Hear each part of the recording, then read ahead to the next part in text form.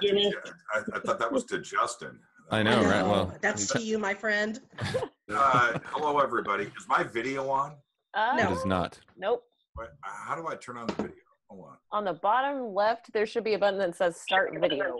Oh. What's up, Mike? Wow. Am I there? There you are. You are. Oh, look. I look like a priest. There you go. Pontification. At its finest. Oh, man. All right. How's everybody doing? Man, Doing rocking good. and rolling, man. I'm just here to do a drive-by. Well, I'm actually going to hang out. Is Rita here yet? Yes. She's... Oh! I'm here. Oh, she doesn't have video. She's just running audio. What is up, Rita? Oh, right on. Hey, how's it going? Hi. It's going good. I'm here. Teddy's here. Yeah, Rita, you need your what do you call it when you have a picture of yourself? What do you call that? A thumbnail? Avatar. Avatar. Ooh, Avatar. Good word. You guys are so smart. We're smart. S-M-A-T. We're smart. That's right. I want to tell everybody really quick, who's all here? How many's in the room? We have 21 people in the room. Holy crap. How come I only see okay, how do I see everybody? Yeah, that's a good question. There's a little down arrow. Well, you got to scroll through. Oh, look at everybody. It's in full screen mode right now, so it's only going to show a snippet. But if we pull it out of full screen, we can see everybody. Well, Justin, you're cheating us, man. You're cheating. Okay, I'm trying to figure out how to. Okay, so anyway, everybody's muting themselves. There's Ramat. Hi, Mike, Devin. Hey. Who else do we have here? Oh, we have Devin. Raheem. Raheem's smiling like. Check out that smile. Look at his background. That's cool. What is up? Neil Gower's here. Nicole. Neil, take yourself off mute. Hey, what's up, guys? What's going on, Neil? Neil is in the house. I was just being a voyeur. And it looks like Jeremy's riding in his car. That's cool. Yeah, he's here in spirit right now. We're just using his Zoom. I think, hey, Holly, how you doing? Hey. And I'm trying to, there's Nicole. This is like one big family. This is pretty cool. Yep. It is. That's the whole point. Okay, I still can't figure out how to look. This is not my party. This is Justin's and Teresa's. But I just wanted to come by today and hang out and say hello to everybody because it's really, really cool. I'm here to learn. And Rita gave me strict orders, by the way. Church, keep your mouth shut. Yes, I did. It's not working, is it? I know. I love Rita. Rita is my spirit animal. Absolutely. But anyway, what I did want to say before everything gets started, I want to embarrass Teresa a little bit. She sent Rita and I a couple of birthday gifts that we received that were just absolutely amazing. It was artwork that she did with the letters were artwork themselves, but it really moved us both today. And that kind of thought and energy put into something as cool as that means everything in the world. So Teresa, from Rita and I want to say thank you. Rita, would you like to say thank you? Yes, I have a sigil. Yes, it's a party. All right. Well, happy birthday, y'all. Thank you. Yeah, thank you. Yeah, congratulations. Okay. I'm going to jump in the background here and just say thank you for inviting Rita and I, and I'm going to take notes and kick back. If anybody asks or wants, I'll chime in. But Justin, Teresa, let's do this thing. Whoop, whoop. All right. Thank you for we got a little impromptu MC happening here. That was great. It's so amazing. I have to tell a story about Jimmy now. Whenever I was at ESETI, this is like one of the first times I really got to hang out with Jimmy. And he would walk into a room and it was like he was immediately emceeing. Like he would come in and there would be like 200 people. It's like he can't help it, right? Yes, it's amazing. It's like Who said pontificating? Somebody said that. I heard. Yeah. Yeah, that was me. Well, okay. So There's fun. 2 of us that I uses have that word. I have a radar that Love it. seeks out the microphone. It's like a microphone gravity happening. Yeah. Awesome. Okay, church, that's it. You're out. Yeah, that's it. That's it. All right. I'll mute. There you go. All right. Amazing. Well, first of all, guys, I just want to say thank you so much for being here. Let's see, we got, 21 people on the call. So thank you so much for showing up. For those of you who don't know, which I don't think that's anyone here, I'm Teresa. It's nice to meet you if I've never met you before. And this is my great friend, Justin Deschamps of Stillness in the Storm. Everybody give it up for Justin. It's his birthday today. Happy birthday to you. Happy birthday to you. Happy birthday, dear Justin. Happy birthday to you. Well, thank you, everybody. I greatly appreciate it. I don't know if there's any other birthday I would rather celebrate than so happy. Awesome. Well, I'm going to ask everybody to turn your videos off now and turn yourself on mute because we are going to try to keep this bandwidth and the connection going as strong as humanly possible. And thank you. It's so great to see you guys. And we will be turning it over for discussion at regular intervals during the call. So there will be other times to share your webcam and share your stories. And that will be coming up very shortly. First of all, Justin and I want to say thank you for taking the time today to come to hang out with some community, which is awesome. And also we are going to turn this into something very useful as well. We're going to be turning it over to allow you guys to tell your stories as well. We did this last month. I hosted one for Divine Frequency and I had Stacy Good come on. We had a blast. A lot of you are here again for the second time around. So thank you again so much. And thank you guys for your support. So let's go ahead and get started. I'm just going to dive right in. And if you have a pen and a paper handy, that's going to be useful because we will be doing a kind of a workshop tonight. So grab your beers and let's go. So overcoming obstacles. So this is a conscious community webinar brought to you by me and Justin. So let me get my life together. So this is not the right, okay, I'm going to come forward to here. What is an obstacle? So an obstacle is a catalyst for change. So it's the obstacle itself that initiates the growth process. And it's due to our obstacles that we gain experience. I found this in the dictionary and it's like a thing that blocks one's way. And I thought that that was kind of like a cop-out, and because it's a lot more than just something that blocks one's way, because it's a catalyst for change. Justin, what are your thoughts on that? Yeah, totally agree, Teresa. And one thing that comes to my mind when I think of an obstacle is, well, it obstructs something, it's blocking something. So it's usually we can think about an obstacle as a block towards our path of a goal in some way. So a good analogy for this is like walking up a mountain. If you're going to walk up a mountain and then all of a sudden you come to a giant river in your way, you weren't anticipating that. That's going to be an obstacle to reaching the summit. So depending on what your goal is, if there's an obstacle in your path, then it's going to do two things when you identify it. It's going to identify or localize the goal so you can actually see it and do something about it. But it's also going to highlight the fact that you're actually on a path somewhere else. So in the act of accomplishing or overcoming that obstacle, you're going to gain a whole lot of wisdom, new skills, new mastery, and then you're going to bring that through you to along the path to achieving whatever goal you have. So this is going to be some really exciting stuff. Obstacles are, you can almost think of them as like challenges. The other side of the obstacle coin is another goal or another piece of education or growth that you're going to have. So by overcoming an obstacle, you're going to be developing a whole bunch of other little skills and meta skills that are going to help you through everything else you want to do in your life. So this is some like a really amazing, empowering information that's going to help us grow into our full potential. I love that. And I love this visualization of the path, because when you think about your life as a path, This can really help you when you're doing your meditations and you're really trying to make sure that you're clearing things out so that you can focus on what it is that you're actually trying to achieve. So I love that analogy, bringing it back to this concept of the path. So what's the point? The point is that we actually came here to Earth in order to learn and grow through a series of tests. That's the whole point of why we're here. So how we respond to these trials, this is what makes us who we are. And we have free will. That is the number one cosmic law here. We have free will. We can choose what we want to be.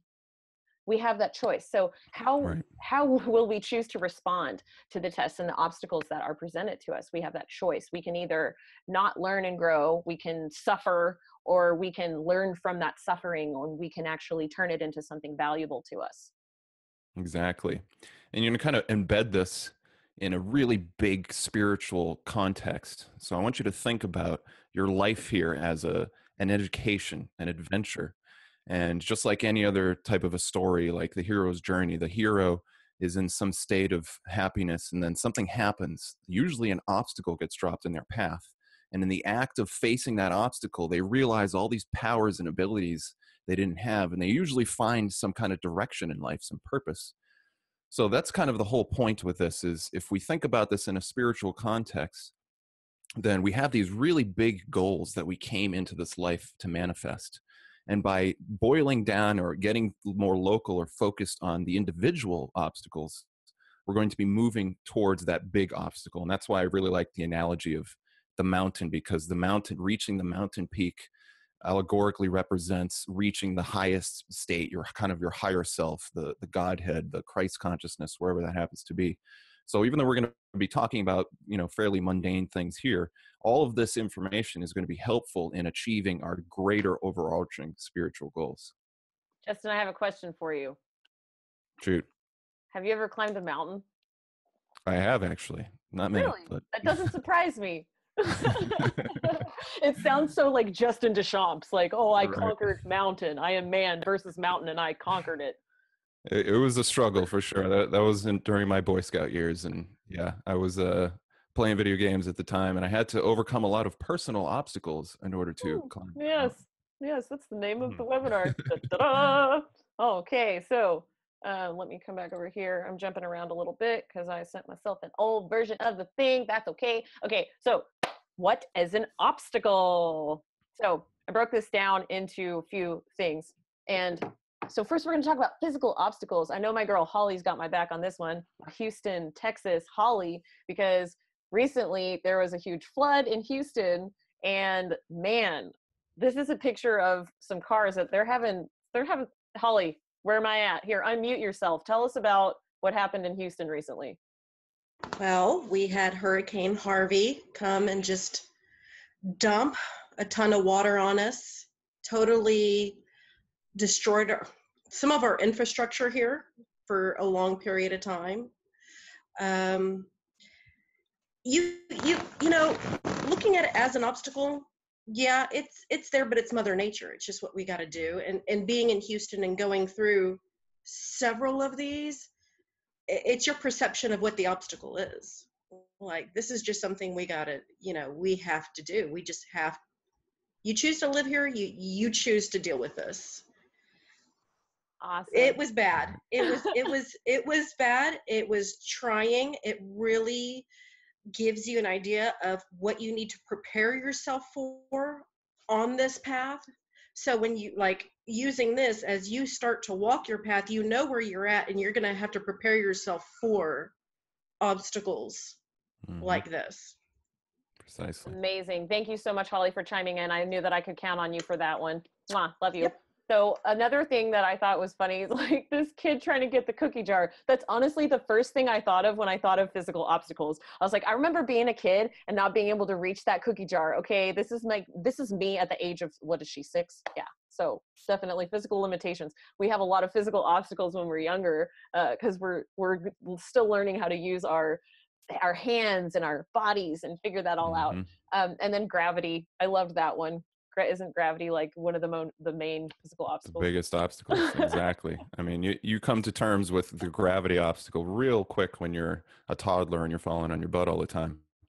But, you know, one thing to keep in mind with all this is that these obstacles, especially physical ones, it's kind of like the playing field for consciousness. So instead of thinking about a physical obstacle as some horrible thing that's holding you back, it's actually a challenge. It's a point of the universe kind of reaching down and said, hey, by overcoming this, by facing this, you're going to grow and learn. So obviously there's some obstacles, like on the left here, we have the weather obstacle. That obstacle, you can argue, is a catalyst for the mental aspect of just accepting the fact that you have this horrible situation you have to deal with. You know, and then the physical limitation of reaching a cookie jar, that'll make you think a little like, well, wait a minute. And I'm sure everybody can recall an example of this from their childhood where their mother or father hid something they really wanted, and then they spent a lot of time or energy coming up with a really industrious solution for getting that thing. So that also gives you some mental abilities. And then gravity, of course, is a kind of an ever-present obstacle. So all these are really important to keep in mind in a physical sense because they're really specific. And then we're going to get into some more mental obstacles here in a second. Yes. Okay. So next we're going to talk. So we talked about physical obstacles. Now we're going to talk about mental obstacles. So I love this one on the left because I was a gymnast for 10 years. So I know this very well, this concept of overcoming fear when it's related to gymnastics. I was also a gymnastics coach for a long time. So when you're dealing with throwing your body through the air, it's very dangerous. And I can tell a quick story. I was coaching this girl who was doing a running tumbling pass, and she kicked me in the face when she went in to do a full twisting backflip. And so she laid me out, but I jumped right back up and I said, do it again. And it didn't matter about how much pain I was in at that moment, because I knew from my experience that the fear, like when you hurt someone like that, it can give you a huge mental block and you won't tumble again. And so I was like trying to make sure that that was not happening by saying, do it again. And I made her get up and do another running tumbling pass immediately to push that out of her mind so she wouldn't get a hang up, because you can get mental blocks like crazy in gymnastics and so many other things too. That's just one example. Precisely.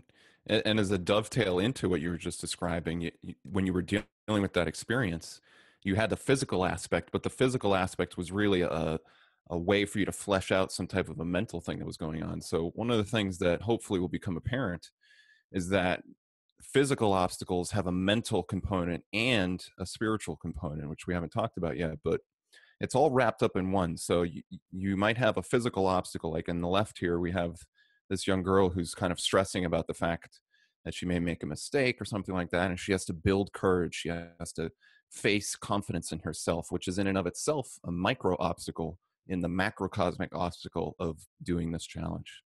Absolutely. I totally agree with you. And then we have this one that I just thought this was so funny. I had to put it in the slide, but I don't know. I'm not trying to be like rude, but I just think this is funny. But, oh, so you're an undecided major? Let me know how that degree in indecision works out. That cracked me up. Right. And then disorganization, which I think we all know, faux show. Like we can all attest to that one for sure. Exactly. And one thing I just wanted to say about the disorganization bit is that, so we have these physical obstacles, but then there's some things that are mainly in the mental realm, like your ability to just plan your life or feel good about a situation or give yourself a good story that allows you to feel inspired so that you can meet some challenge. That kind of happens in the mental realm. So being able to identify mental obstacles, which are a little harder because they're abstract, you can't put your fingers on them, they're intangible. That's also a really important step. Definitely. That's something super important to think about when I'm going to go back to the gymnastics thing. I mean, like you can not be able to do something and you don't know why. And your physical body's telling you that you can absolutely do it, but for some reason you just can't. And you can't put a name on it, but then that's what your coaches are for, to help you put names on things and identify what's going on so that you can overcome it. For sure. Right. Okay, so we talked about physical and mental, and now here we're at spiritual. And so these are kind of for those of you who read tarot, this is like your major arcana. So these are your huge things that are going to make you a better person. These are soul undertakings, big shifts that you go through that have incredible amounts of influence on you. And so all coupled together, where you have your physical, mental, and spiritual, like Justin was talking about earlier, it's all kind of encompassed into one. Every single obstacle that you go through is going to have so many different components. And this is just one way that I broke it down. I thought it was easy to kind of go through, hey, thinking about physical, thinking about mental, thinking about spiritual, but there are so many ways that you could break this down. You could choose to break break this down from a developmental standpoint and choose to look at like the first sphere of development for the first 7 years, and then the next 7 years, and then the next 7 years. What are your thoughts on that, Justin? Yeah, totally agree. And with spiritual obstacles, just like the mental obstacles, they're abstract. They're not necessarily easily recognizable, but they're there, they're present. So a good example of a spiritual obstacle is it's easier to understand a spiritual obstacle, I should say, by thinking about the goal first. So if you want to be an altruistic person, but every time you're in traffic, you're swearing like a truck driver, then maybe it's because you have some road rage or something. So in order to see that your anger and frustration and your lack of compassion for other people around you is an obstacle, you kind of have to highlight it against the higher goal. And the higher goal that I like to think about is either achieving your higher self, or I use the term self-mastery. You could also think about it in terms of Christ consciousness. You could think about it in terms of God consciousness. But either way, when we think about spiritual goals, we're thinking about things that are going to impart better character to us. We're going to become better people. And then through having a better character, an actual better beingness or consciousness, then we're going to be able to do other things differently in the world. So instead of being really angry when you're in traffic, you're much more compassionate, you're forgiving people, you're sending blessings. And then what does that do to your physical character? It changes your quality of life. You live a better, healthier quality of life. Just like when you face challenges in your adolescence and you learn those skills, you learn how to be self-confident, to have high self-esteem, to self-reflect, then that's going to be a skill that you use all throughout your life. So facing spiritual challenges are arguably some of the most difficult because they're manipulating your character itself. And your character isn't necessarily something you just go into and tinker around with. You usually have to use something else as a playing ground or a board game to give life to that spiritual obstacle. So maybe you'll go feed the homeless. Maybe you'll go and talk to somebody you don't really like, but you want to develop compassion. So you're kind of putting yourself in some challenge, and then through that, you're gaining spiritual attributes. Absolutely. And it comes down to value systems, which I know we talk about a lot, but when you're born and you come into community now and you're raised by whoever you're raised by, you're learning, and you have intrinsic motivations, but then you have like value systems that you're taught where it's like, this is how you are a good person, and you learn about morality, and you're constantly trying to achieve, like, this is going back to you're mentioning like the path and the goal and climbing the mountain and achieving the pinnacle of self-mastery and becoming your greatest version. And how do you do that? Well, you do that by acting out on your value systems and making sure that you're following that path of making sure that everything you do it coincides with those values that you hold to be the most important. Yep, precisely. Okay, so let's face it, guys, life is basically one big obstacle course. So as we're thinking right now about our lives, doing a quick assessment of the things that we've been through and the obstacles that we've gone through and overcome. So I just threw a whole bunch of stuff up here on a slide to get your minds going, but we have all overcome a lot.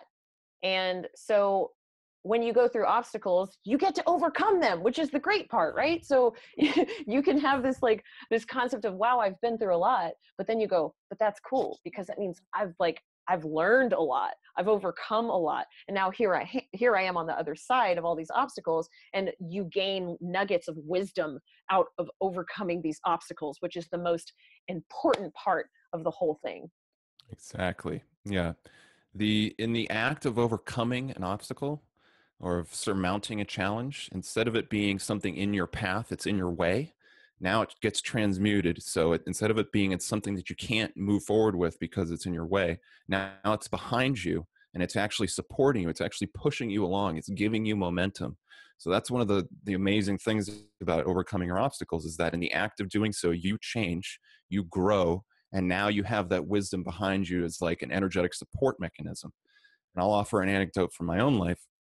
When I had to overcome my addiction, it was one of the hardest things I'd ever done. I had to completely face like aspects of myself that I didn't even know were there. But in the act of doing so, I gained so much ability as far as self-awareness. I had much more mental discipline so that I could see whether or not something was good for me. And even though I might have been tempted to do it, I couldn't choose a different, better path and then stay on that path. So it doesn't matter what the obstacle is. Every time you achieve an obstacle or overcome an obstacle, now that thing becomes a piece of wisdom, and now it's supporting you. I actually really like that achieving an obstacle concept, because it's like when you get to a certain level and you're faced with a certain obstacle, you can go, you know what? Like I've leveled up. I can now handle, I can handle something really intense. I know that's a really weird way to look at it, but it actually sort of makes sense. Totally.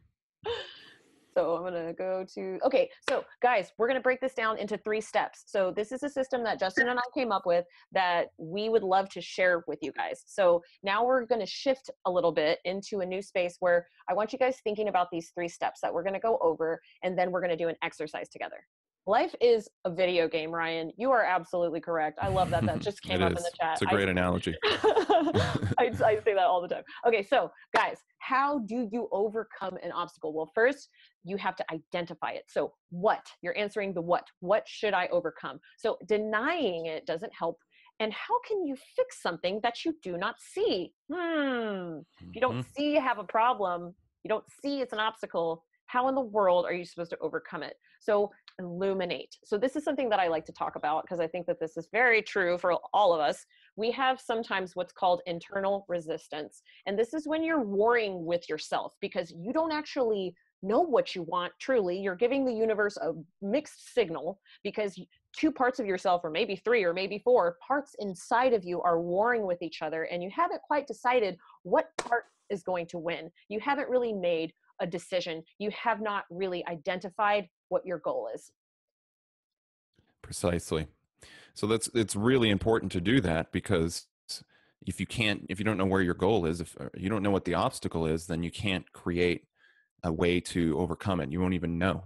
So it's very similar to, like, we'll use the path analogy again. You're walking up this mountain and you're so transfixed by the beauty of the mountain, you're not even looking down at the path. And because of that, you're tripping and stumbling all over the place. So this is why being self-aware is really important. And one thing I want to mention here, now that we're actually in the steps, is each of these steps is going to impart what's called a meta skill. And a meta skill is like a skill of skills. It's like a tool of tools. So one of the things that is required to properly identify an obstacle or a challenge in your path is self-awareness, the willingness to accept and receive the truth. So you have to be open. That's a feminine quality. It's receptivity. I love that. Yeah, because if you think about metacognition, and we were talking about this earlier, it's thinking about thinking, guys, and that's what we're doing right here. We're giving you guys tools to take a step back and look from a big picture down and go, okay, how do I think? And when you start doing that, you can start really resolving a lot of the problems in your life. Precisely. So what are some of the methods that we can use for doing this? Well, I'm going to talk about some of these tips. One of them is auto dialogue, or just self-talking. I do this all the time. It's one of the best ways for me to sort through my ideas. And one of the reasons why is because we're linguistic creatures. From a psychological perspective, our neurology and our beingness is designed to organize ideas in terms of words. Not completely, but that's one of the very easily accessible ways of doing it. So by taking some time either to record in a voice memo on your phone, or maybe you can record a video, or just talk to yourself. I mean, whether it sounds crazy or not, it has an incredible value. And what you can do is ask yourself, well, why is it that I'm having this challenge meeting this goal? What is the obstacle in my goal, in the path of my goal? So for example, let's say that you want to become a better musician. You want to play the piano better, but you've been practicing and you're not sure what's going on. So then you sit down and you ask yourself, you self-reflect, you go within and you ask yourself some of these questions. Now, if auto dialogue is uncomfortable for you, then you can have a conversation with somebody you trust. A trusted confidant is really important for helping flesh out different ideas, because if the person is really somebody that you can trust and they have your best interests at heart, then they're hopefully going to mirror back to you things that you don't see about yourself. So they're actually going to help you build clarity around identifying what this obstacle is. Yeah, that's awesome. Clarity, man. Clarity is so important. That's how you learn how to grow. Like, you can feel so much anxiety and maybe you don't really know why you're feeling anxious, but then whenever you start to identify, like someone asks you, hey, Justin, what's wrong? It makes you think. It makes you stop and go, okay, now I have to like come up with a response. And now you're taking those emotions that are out in the ether and you're putting that into words. And when you put something into words now, you are actualizing it. Like Mike Wiskoski, he just said, illuminate is significate. So you're giving it significance, you're giving it meaning, and then you're able to, now that you've spoken it out, now you can do something about it. It might feel so overwhelming and not really specific.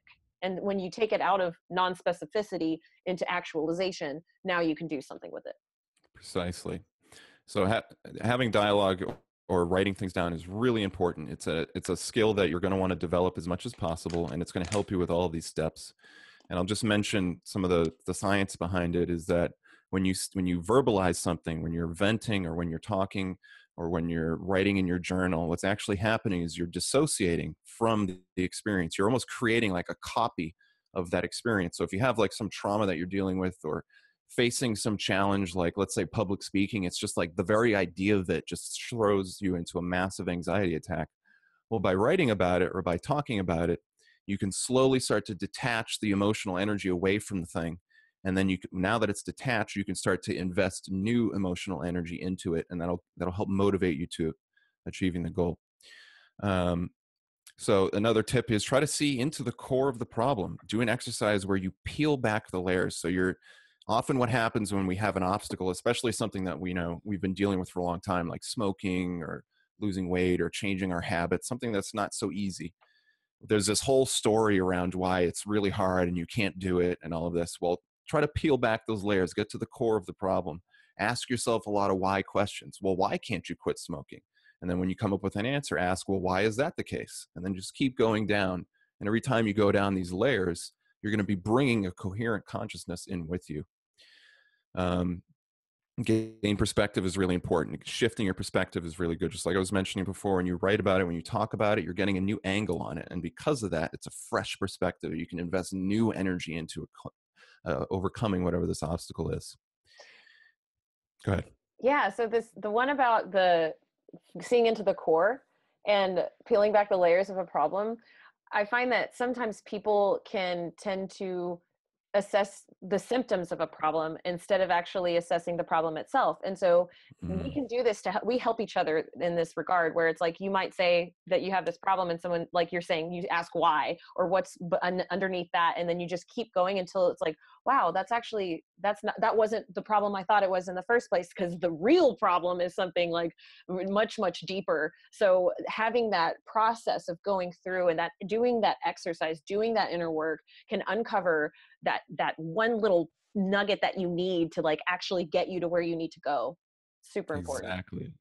It's really important. And another thing to consider here, and I'll try not to go on too many tangents, but the idea that who you are now has more power and potency and skill than who you were in the past is something that's helpful. So we can actually use this process. It's kind of like a forensic process of unearthing your reasons for why you do something. So let's say, when you were a little kid, maybe there was a big loud noise and you developed this habit of biting your fingernails as a way to cope with that.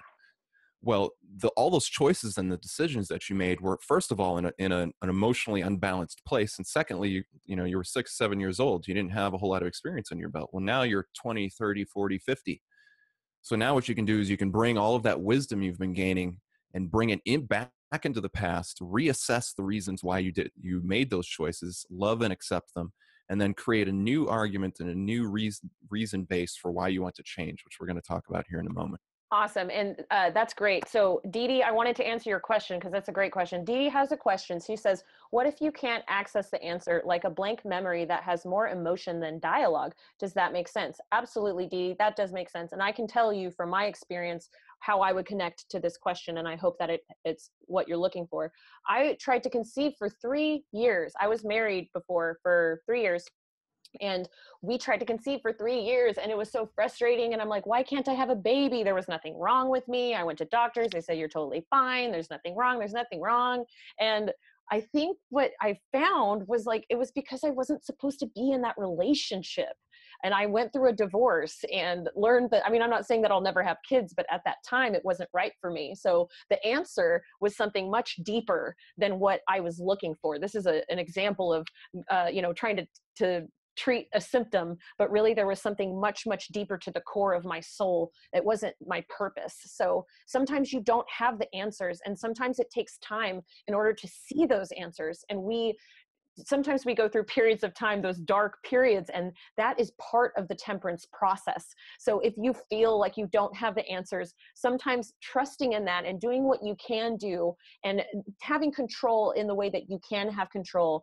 Yes, Ryan, Dark Night of the Soul, it's part of this process of temperance. And life is not always easy, right? Sometimes you have to go through that process of not getting what you want, so that when you get what you want, however that looks, maybe that what you want is not what you thought it was going to be. And actually it's much, much greater than anything you ever wanted. You don't know what's beyond the veil.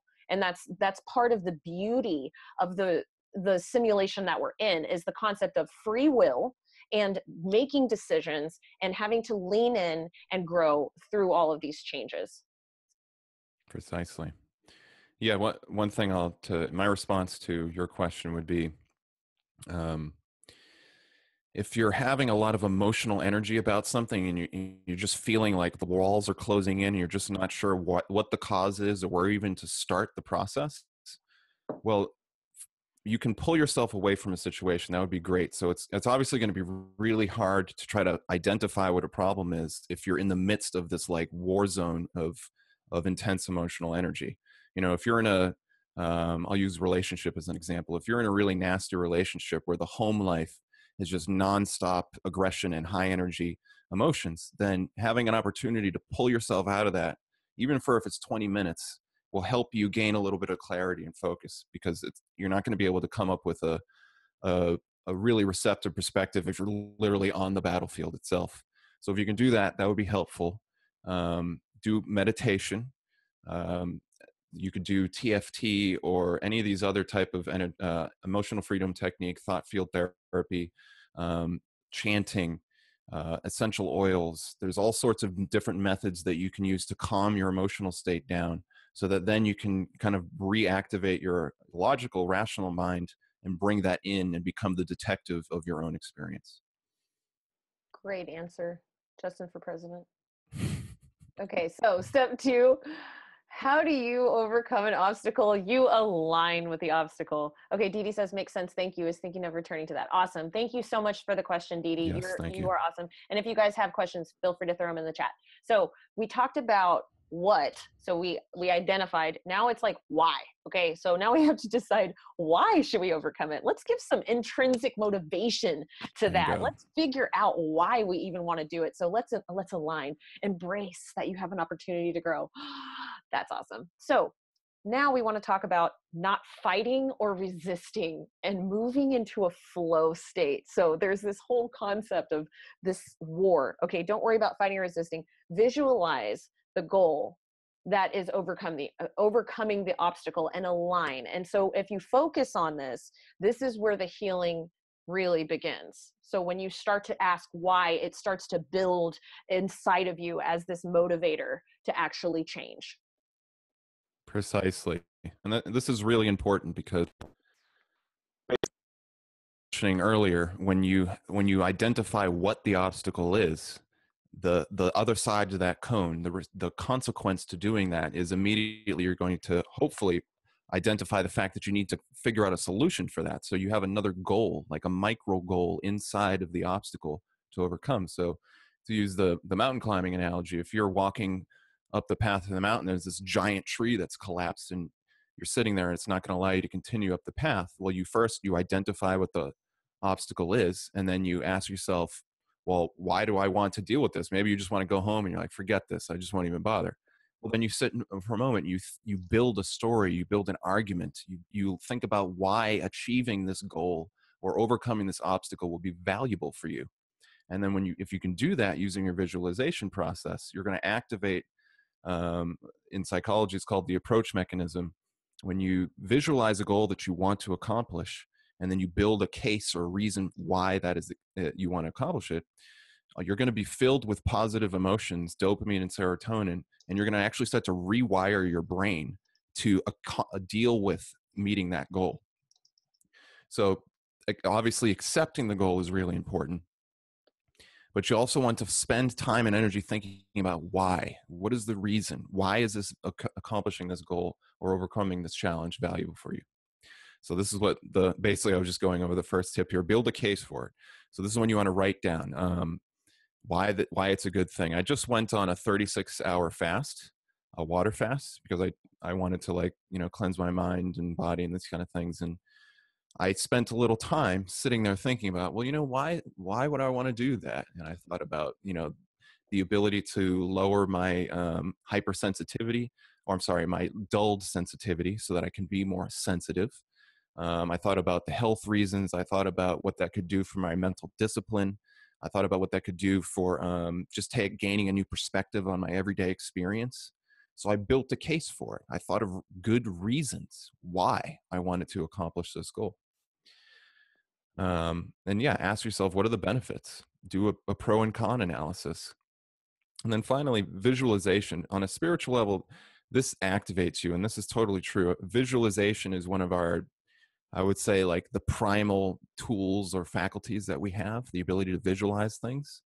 And almost everything you can think of that you do incorporates vision and visualization in some way. So when you can create a really good vision for why you want to go in one direction, then it's going to help motivate you. And now what's also interesting is that if you think about why it wouldn't be good to not accomplish the goal, it's going to help motivate you in another kind of way. So when you are running towards a goal you really want to, it's going to be exciting. You're like, yeah, I really want to, let's say you want to lose 100 pounds or 50 pounds. You're like, really, I really want to lose 50 pounds. And that motivates you. But then if you spend time to think about the polar opposite, you spend 180 degrees around, you say, well, what if I just do nothing? What if I just let all of my animal vice completely crazy? I indulge in all of my, my various bad character traits. It's what's going to happen? Mermaid. Just mermaid. Become a mermaid. That's all you want to do. Right. Oh, what's going to happen is you're going to quickly identify that, man, you don't really value the opposite end of your goal. So now you're going to have two motivational points. You're going to have something that's you're running towards, and you're going to have something you're running away from. And now you're really going to be motivated. You're going to have a lot of intrinsic motivation to help you deal with whatever the overcoming this obstacle is going to be. Yes. So poll, everybody, type in the chat. How do you build motivational energy? What do you do? Holly says she visualizes. Trent says, do what makes you happy. Oh my gosh, that's such a good one, Trent. I love that one. When you do what makes you happy and you align with that, you're quite literally going into your flow state. That is the answer right there. When you talk about the path, you talk about the mountain, you talk about the peak, that's like just aligning with what makes you happy. That's going to get you there, and having the dedication to that.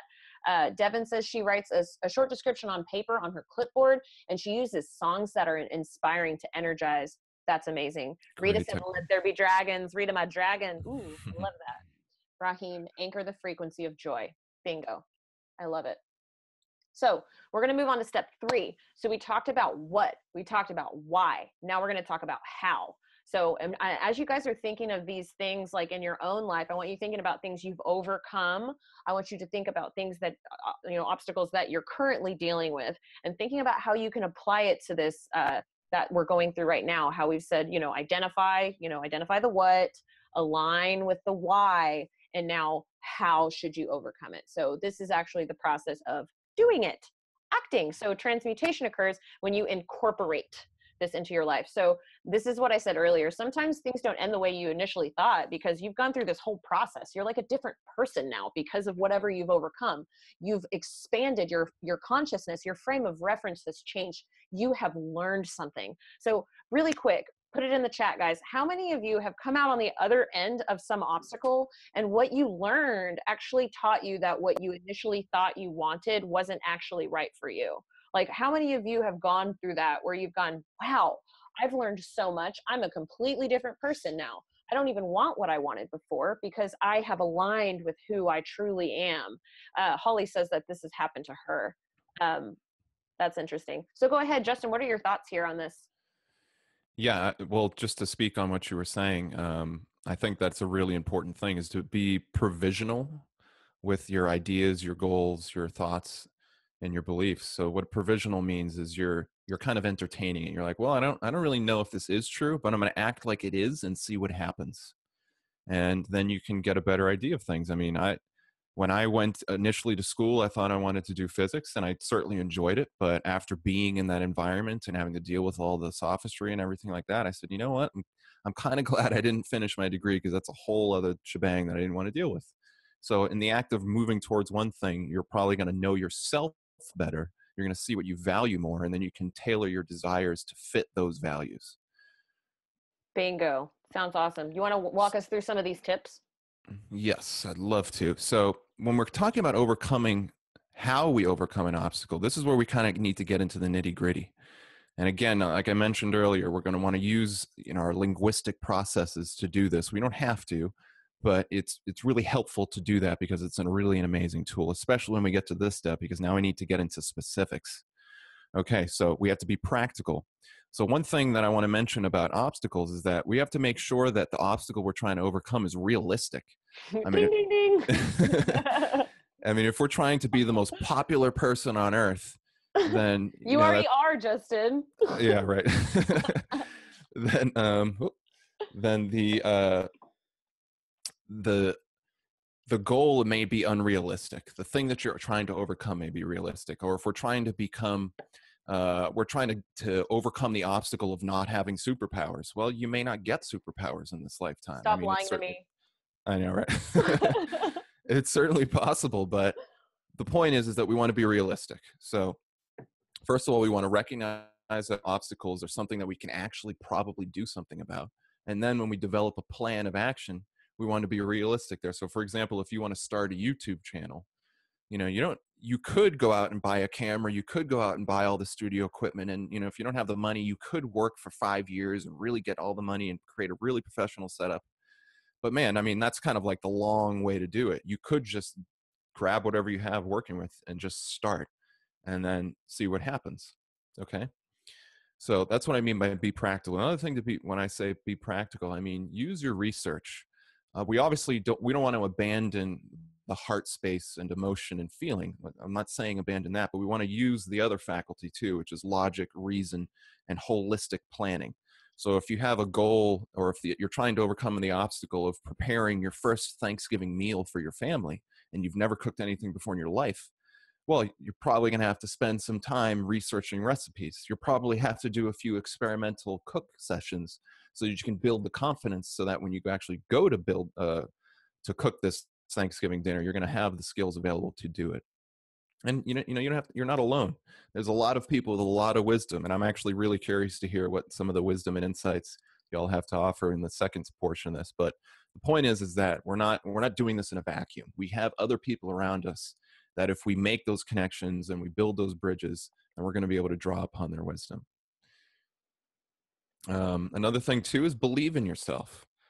Use as a mantra. This is something I kind of had as a young child, but you can have it any time, is just start to believe in yourself. Tell yourself every day when you wake up, no matter what happens, no matter what I face today, I know I can meet any challenge, and I know that it will help me grow. And build that story for yourself. Build that narrative. So believe in yourself is really important.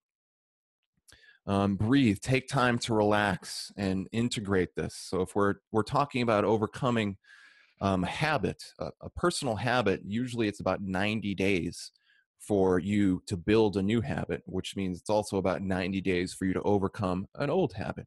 So if you're trying to stop biting your fingernails, or you're trying to not eat as much food, or maybe cut down on your smoking, or whatever the thing is that you want to move away from and into a new space, it takes about 90 days to really make progress. Now, it's not always the case. Sometimes if you're really motivated, it doesn't take as long. But the point is you don't want to tell yourself, well, next week I'm never going to smoke another cigarette. And then 2 weeks from now, it's a week into your detoxification, or you're not smoking, and then you feel really tempted and you break down and you have one. Well, cut yourself some slack, because if you are too hard on yourself, you're going to demotivate yourself, and then you won't ever want to try again. Yeah, totally. I'm going to jump in really quick. Please, yeah. So on this concept, guys, be thinking about this. We overcome obstacles all the time. And if you think about obstacles as cycles, like karmic cycles or whatever you want to identify or define that as, we have large cycles and we have smaller cycles. We're constantly going through cycles. We're constantly growing. We're constantly integrating and becoming new. So you always need time to process all of this stuff that you're going through. Maybe you go through, you overcome a huge obstacle. That's going to take a lot more time to sit in a quiet space so that you can fully integrate what happened. So this is why establishing a meditation regimen and sticking to that, having some kind of regular way to meditate and open your mind space and allowing just insights and just having that stillness is going to help you so much in learning how to integrate and really go and learn those lessons. Because if you just go all the time, you're not giving your mind rest and time to actually learn things. I mean, we have, a structure in our brain called the reticular formation, which is where all your information pools and then it goes into long-term memory. And you have to quite literally give time and space for things to happen. Otherwise, you're not going to fully learn everything you should. The capacity is not going to be full. So make sure that you're taking the time that you need to take a bath and relax, go on a walk, whatever this looks like for you. That's actually extremely important. So that's not just something that's fun, that's something that's needed. Precisely. Yeah, you're not going to climb the mountain in 10 minutes. It's going to take you some time to get up there. So, and on a spiritual kind of perspective, trust in yourself. Trust and know that this adventure that we're living right now is part of our spiritual development and our growth. And sometimes, despite all the craziness that happens in our lives, and we're like, Jesus, why is this happening? Oh my God. Well, but just take a step back out of your story, out of your angst and your frustration, and try to develop a narrative or a story of your life that's a part of growing in a spiritual adventure, in a spiritual kind of way. And then I wanted to also mention some actual like step-by-step stuff. So when we talk about the plan, we need a plan of action. So we've identified this thing that we need to overcome, this obstacle. We've taken the time to build a good case for why we want to overcome it. Now we need to have a specific plan. And this is where the writing process really happens. So if we want to learn a piece of music and we've never played the guitar or the piano or whatever the instrument that we choose, then we're going to have to sit down and plan out, well, I'm going to take tomorrow and every Monday, and I'm going to spend an hour practicing. I'm going to practice these things. And then I'm going to spend in the next month, I'm going to try to see if I can practice these other things. So you want to build a map. It's very similar to like when you're on your navigation, when you open your navigation on your cell phone and you scroll up and you see all the steps, it's all laid out in a carefully listed specific regiment. And that's kind of the place you want to be. You want to have a goal that you're striving to, which is accomplishing or overcoming this obstacle. But then you want to see all the little steps it's going to take to get there. That way you can really motivate yourself and know that when you take one little step forward, you're actually moving towards the bigger goal.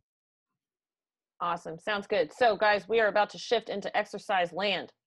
I like that. I think I'm going to use that term from now on. Right. So trust, and you guys, we're here on the planet to expand, change, and grow. That's what we're here for. We're doing this together. This is a community. We're doing this together. So first of all, I just want to say I love you guys, and we're going to get love you too.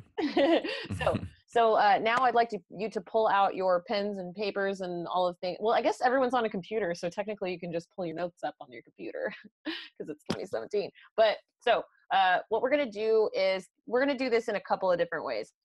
We want to open up the floor for people to share their own stories of obstacles that they've overcome, because we know that you guys have like a wellspring of knowledge, and we are quite literally here to give you that platform to share it. So what we'll do is, if you want to share, please just like type something, like I would like to share whatever into the chat, and then I will queue people up to share. Another thing we're going to do is we're going to break for maybe like 2 minutes just to give people a chance to write down an obstacle that they're currently facing, and then write down some ways of like, or some reasons why you want to overcome it, and then some potential plans of action. For those of you that are actually like, I mean, we're all overcoming obstacles right now, but if you really like want to talk about it, that's what we're here for. So if there's something that you're really trying to overcome and you need our help, let's open up that floor. Let's turn this into a coaching session, and let's help each other out here. So feel free to either share something you've overcome or share something that you are trying to overcome, and then we will talk about it there. So if anybody has any questions about that, please type it into the chat now, and we're going to break for 2 minutes. We'll just chill here. So everybody go now. I feel like I should play some music. I was just going to say, Do you have any what's that stuff called? The Brazilian music. You know what I'm talking about? Well, yeah, but before it was elevator music, it was Brazilian? bossa nova. That's it, bossa nova. Oh, exactly. There you go. It sounds like I'm singing George in the Jungle. Right. I mean, my go-to is the national anthem. I think I've told you this story before, Justin, where me and my friend would go into bars and we would play the national anthem on the jukebox, and then we would stand in the middle of the bar and sing the national anthem. Wow, really? That's pretty awesome. It was a really fun social experiment, because here in Texas, like, if you sing the national anthem, everybody's going to stand up and they're going to put their hand over their heart. They're going to look for the flag, Oh, Raheem likes my star song. Thank you, Raheem. Hey, I wanted to jump in. Can I jump in? Yeah. Please do. Since we're in a break, I just hung up the phone with Corey Good.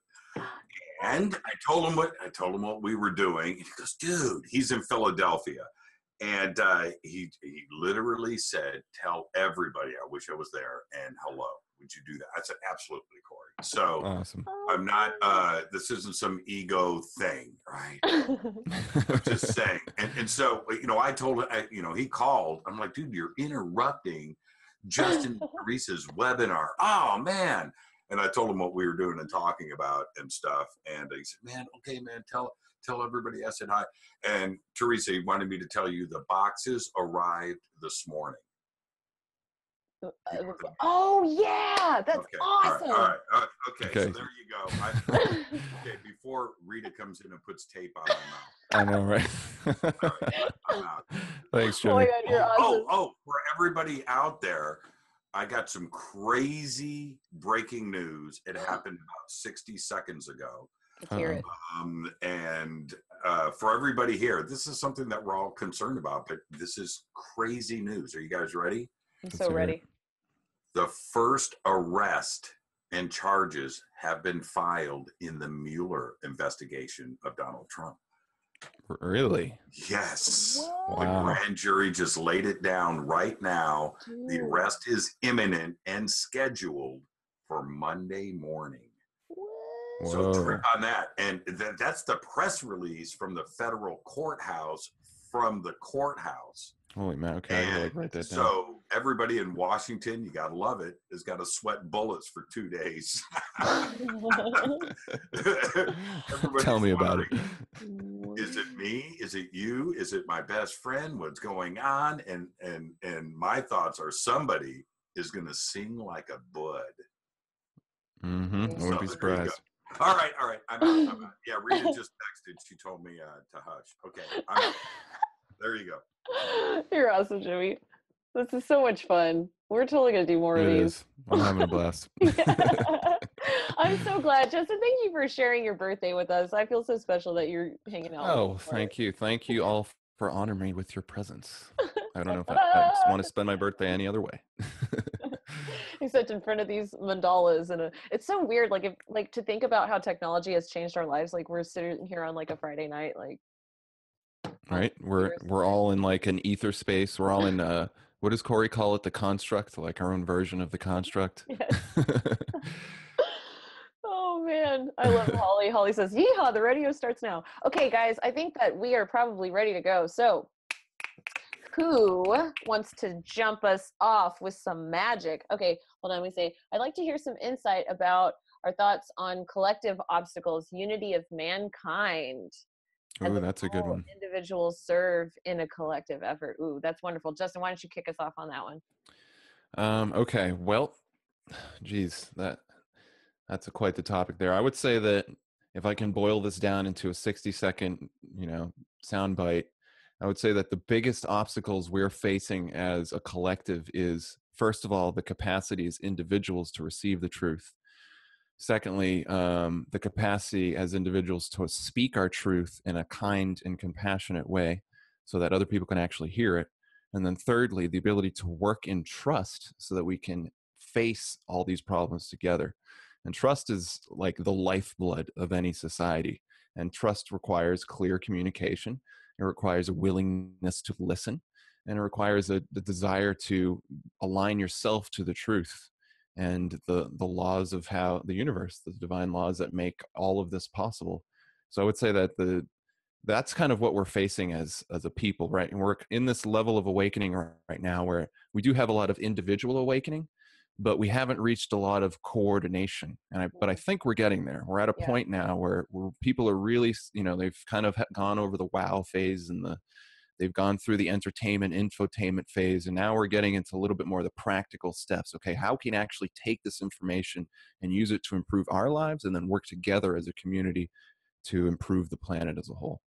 That's beautiful. Yeah, it's like when you step up into, I actually, first of all, I have to say, Ramat, I love your question, because the question itself that you posed, and it indicates that you have so much of a level of understanding of what's going on, that I just want to first of all say I appreciate the question itself, because I think that even just someone reading that question, it evokes such a deep response. Like, everyone needs to think about this question. I love it so much, because what I start thinking about is, I wish, my in a perfect world, everyone would understand that we are a collective community, because that's the first, that's the first step, is realizing that we're all connected. And when you realize that we're one and we're connected and we're a part of this collective consciousness, then you start understanding polarity, and you start understanding that we are actualizing as one being.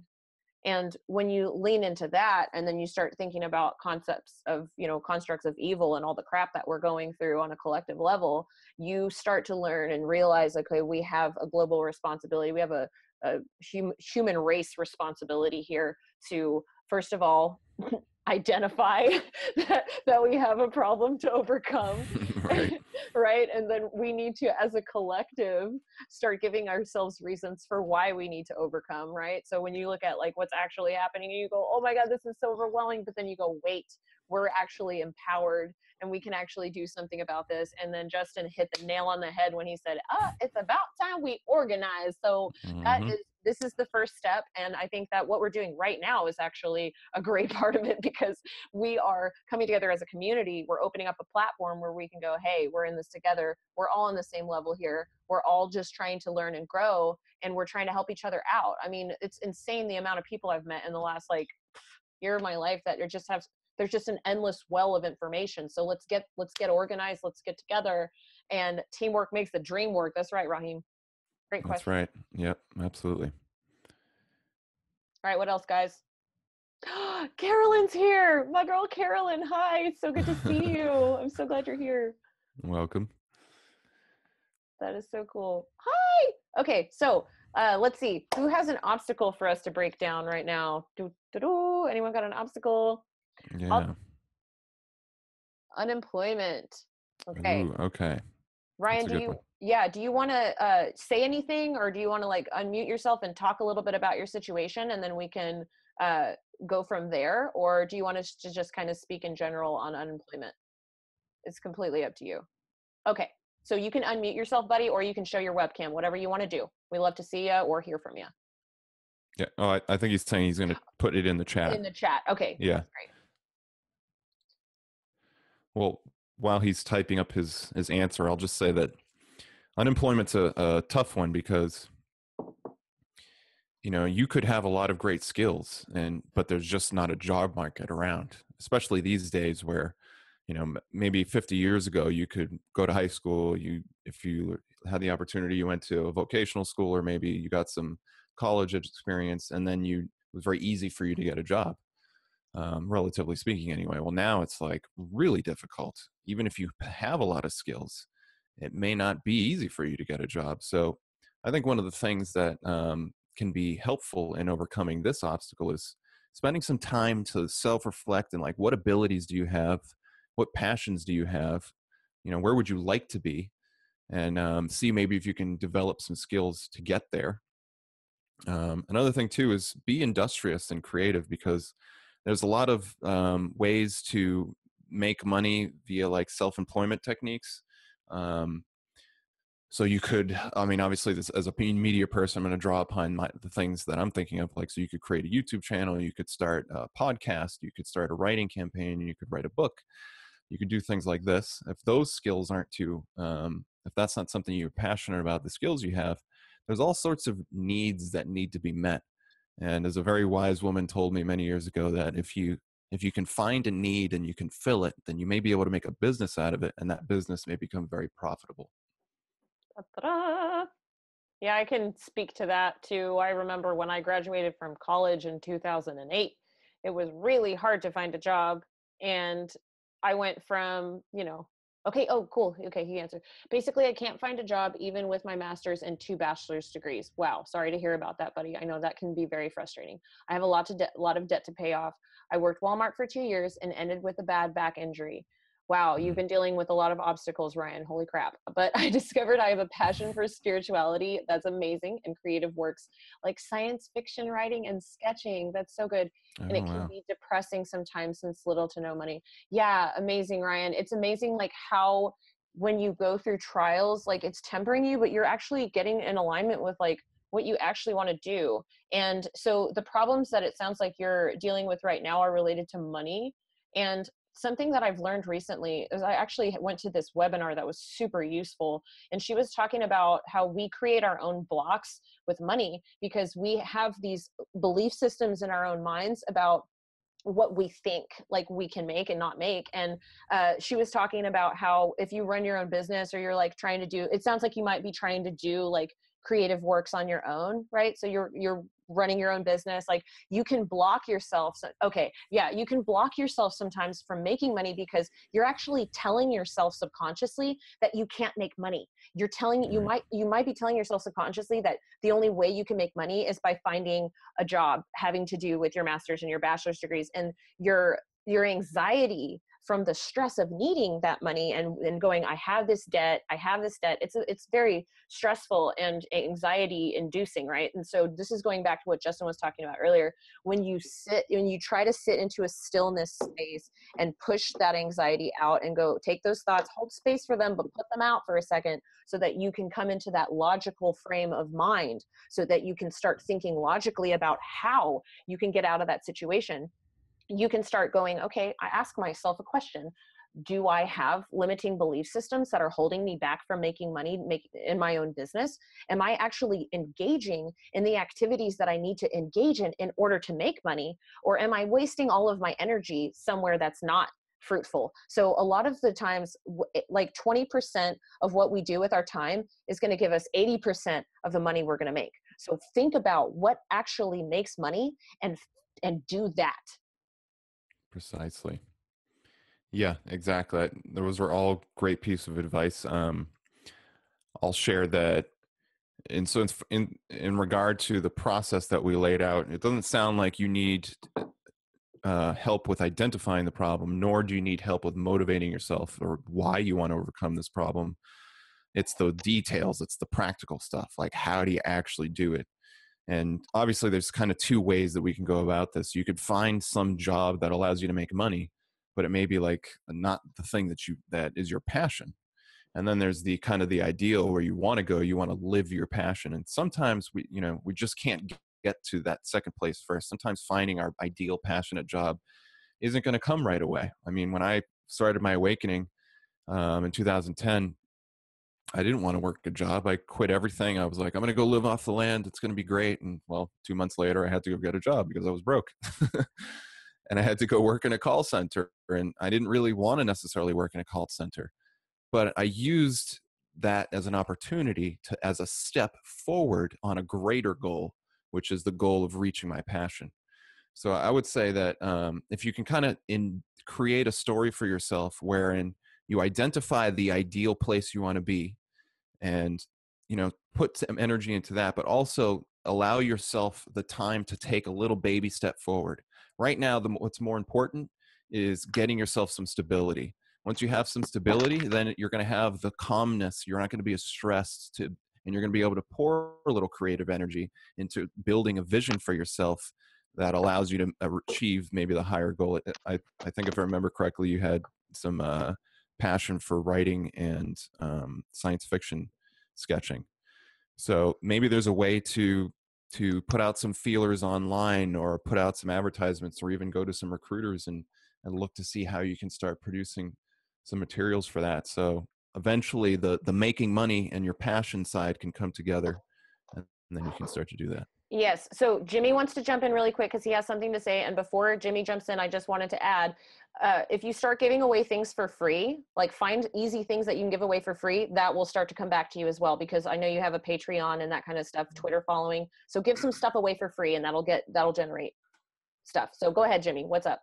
What I wanted to say to Ryan is this: never before, and please listen to every word that I'm about to say. Never before in history has somebody with a creative need can get that creativity out.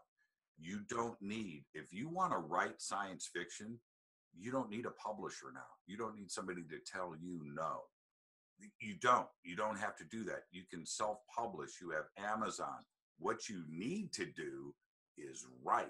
And if you've got something to say, nothing will change your reality for you better than going out and just doing it. Right. Just go out and do it. Rita and I decided that we were going to start a radio station. Now, that's nuts. Right? That's not, you can't do that. Well, you know what? Yeah, you can. And 10 years ago, before there was internet radio, we just did it. We didn't need $1 million. You know, in fact, we did it with no money.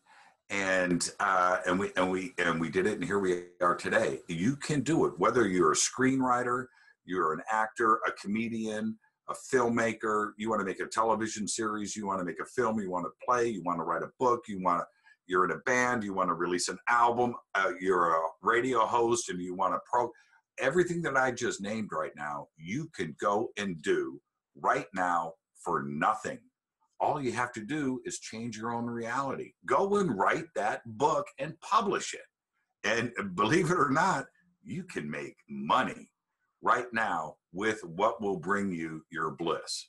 And that is really the truth. You can go and self-publish. If that's what you want to do, you want to draw, write, go and do your book. And there you go. Absolutely. Yeah, great advice, Jimmy. I think, following your passion, following your inspiration is an amazing thing because it's going to make you vital. It's going to make you love life. And then with that new energy, with that creative energy, you're going to be able to keep pouring into that pursuit. So great advice there. Yep. Take him to church, Jimmy. Take him to church. That's right. So true. Well, and I think also like it's sort of related to what I was saying about giving things away for free in the regard of like when you write your book and you get that book out there, like you might be thinking like, wow, this is a whole lot of work. And I don't know if anyone's going to buy my book. Like throw that out. Because when you take that, you finish that piece and then you put that out there, you've now created something of value.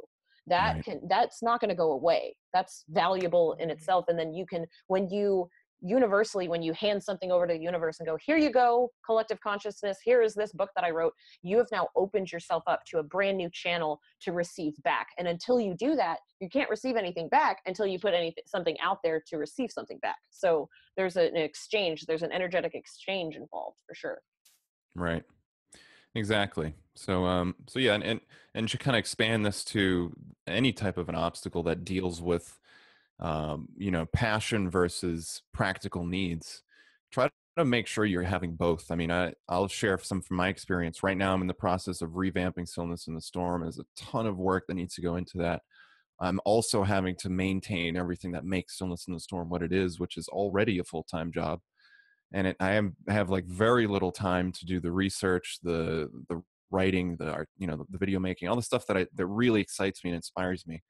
But I try to make sure that every day I'm doing a little bit to keep that, because for example, if I do no creative writing, I have epiphanies a lot. So what happens is I'll wake up or I'll be doing something throughout the day, and all of this information will kind of like flood into my mind, and I want to write about it and flesh it out so I can save it. And in the act of doing it, it inspires me. So even if I just do that for 10 or 20 minutes, then that energy that comes from the inspiration, it almost like masks the stress. It makes the stress go away. It allows me to feel good about life. It allows me to feel good about my day. And now from that perspective, I can see opportunities that I wouldn't have seen before. So for you, I think that's really important. If you're in a place where you're just, you obviously have this passion, these skills, and you want to do something with it. And this goes for everybody, whether it's writing, whether it's learning to play a instrument, whether it's finding the love of your life, whatever it is, the thing that you want to do that you feel like is just like you can't get there. We'll spend a little bit of time feeding your inspiration, so that inspiration will help remove the stress. It'll change the story that you're telling yourself about the situation that it's depressing, namely. And then from that different shift in perspective, now you can see other opportunities that you may not have seen before. Awesome. Thank you so much for that, Justin. And thank you, Ryan, for your question. Nicole, I'm going to go ahead and let you jump in. And then after Nicole, you share. I know, Holly, you might have some nuggets of wisdom for us because I know that you love to share. So we'll cue Nicole and then we'll cue Holly. Thank you so much. Nicole, how are you doing tonight, girl? I'm good, girl. I just wanted to share something with Ryan because I was in your position and I started writing my book, and it was just kind of sitting in me, wrote it. And I didn't know what I was going to do with it. I knew I was going to self-publish it, but I didn't know what the purpose of the book was. I just wanted to get it out there. And it ended up taking me on a journey I had never anticipated, which ended up bringing me to a place where I had to face my next biggest fear, which was public speaking. And if someone had told me while I was writing that book that it was going to inspire me to do public speaking, I would have told them they were batshit crazy. And it was like, you just never know what's going to happen when you start really putting your authentic self into something and then put it out there for the world to find. You just never know who you're going to meet. You never know who's going to be attracted to it. So just put it out there and let it flow out, because you just don't know where this path may take you. I just wanted to share that. Great sharing, so Nicole. much. Yeah. Nicole, you rock. Thank you so much for being here. That means a lot to me. Hey. Hello, girl. How's it going? Are you having fun? I'm having fun. I absolutely love this. Wonderful. Everybody is just awesome. And, there's so many levels to this that is just amazing because, obstacles are based on your own perception. Like, they are your perception of whether it is an obstacle or not. It's totally just how you view it. I mean, you could see that river as an obstacle, or you could just see it as a part of the path that you're on. Mm-hmm. And if you get your mind right, you immediately go to, instead of that river's really flowing, to, okay, this is what I need to do to get across. Bingo. Yeah. And think of, and it's just a matter of, or just get your tube and hop on that ether river and just float right down it and make it a part of what you're doing. And right.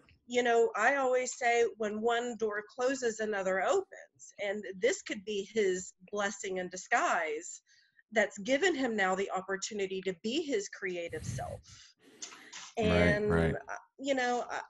I just think, and it's funny how, you're bringing in the weather and you're bringing all that in, and it's really just what you make it.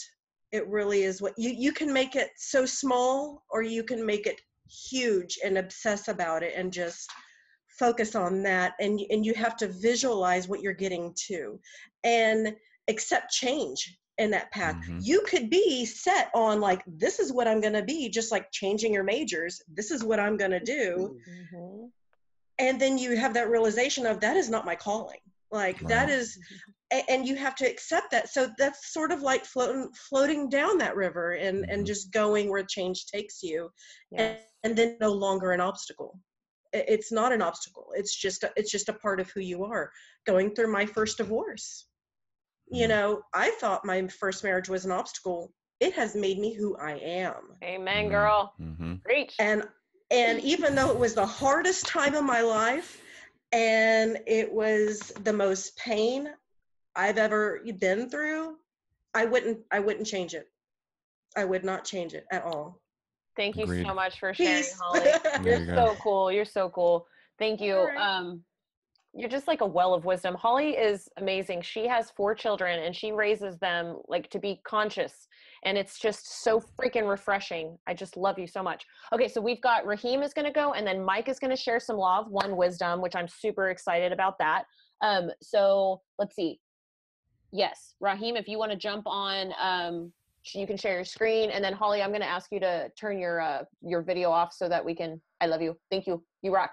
And then, so Raheem, there you are. Hi, it's so good to see you. Thank you for being here. Hello, everyone. Thank you for being here, and thank you for representing the collective consciousness. I love our mandalas. What does it say? Be the change you wish to see in the world. That's a great one. Wow. Be a mermaid. And Chink. happy birthday, Justin. My birthday is tomorrow, so I'm good. Oh, really? No kidding. Wow. Scorpio party.